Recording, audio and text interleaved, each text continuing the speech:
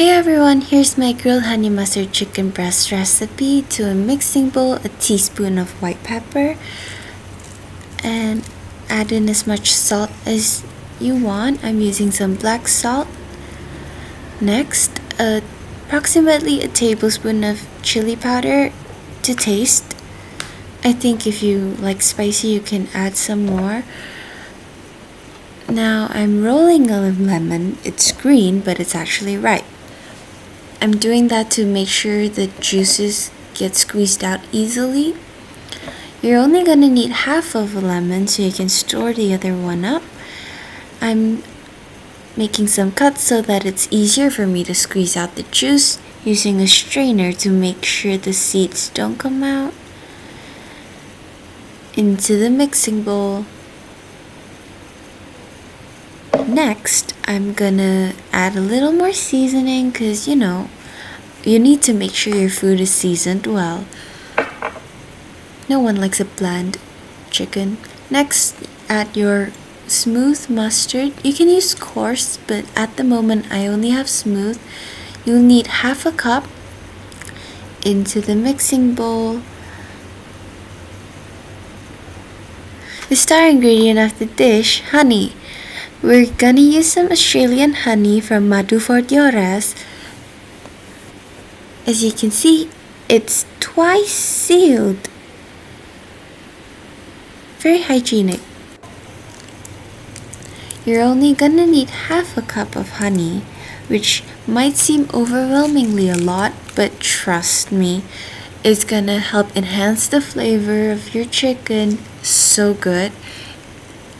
I don't really like sweet food, but I think that the honey does its job to make the chicken char nicer.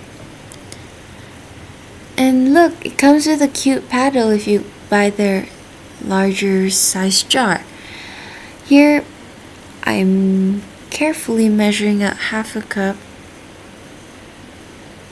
As you can see, it's a very viscous liquid.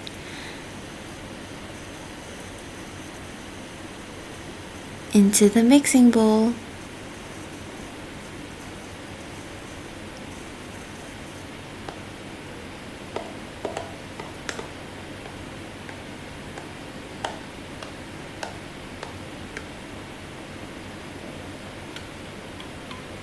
You're gonna want to mix your marinade to make sure that there are no lumps left, whether it be of honey or the chili powder. Ooh, look at that slow-mo glow. You see, that's what the honey does. It gives it its shine and it balances out the sharpness of the mustard.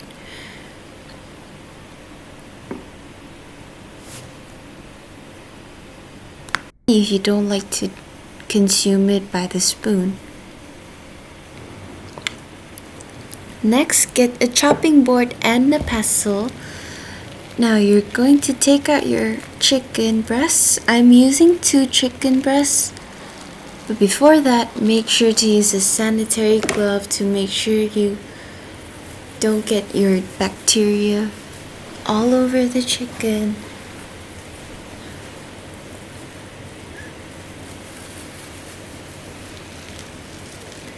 Lay your chicken breasts flat on the chopping board. Now, what you're gonna wanna do is grab your pestle and flatten out your chicken to approximately 1 centimeter thick. This helps flatten out the surface, evening the cooking time on the chicken, and it helps make the cooking process faster because you need to make sure your chicken is cooked through. You don't want to get salmonella, trust me.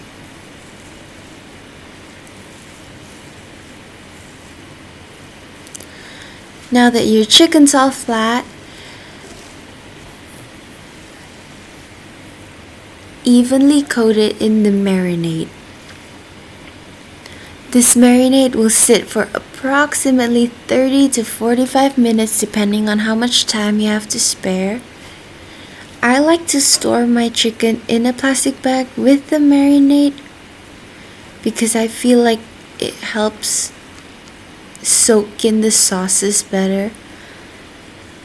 And let it sit. After 30-45 minutes, grab your flat skillet. I'm going to heat up some coconut oil on high heat, but right before I put my chicken on the skillet, I'm going to turn down the heat a little. Ooh, that sizzle.